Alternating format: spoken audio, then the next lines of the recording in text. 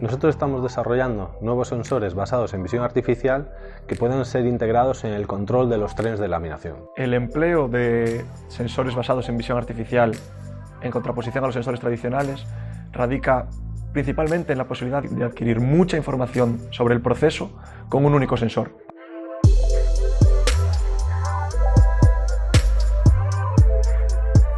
Los HMDs y los Loop Scanner simplemente observan una línea del tren de laminación. Con las cámaras podemos observar un área mucho mayor y entonces de ahí sacar más información. Para lo que antes a lo mejor se necesitaban 3, 4 o 5 sensores distribuidos en una superficie mucho mayor y con un gran coste, podría sustituirse por un único sensor basado en visión artificial que lea todas estas magnitudes de forma simultánea. La idea principal es integrar los equipos basados en visión artificial como un sensor más en planta, de tal forma que se comuniquen con los PLCs como un sensor más dentro de la red de control, utilizando protocolos de comunicación industrial y también señales digitales.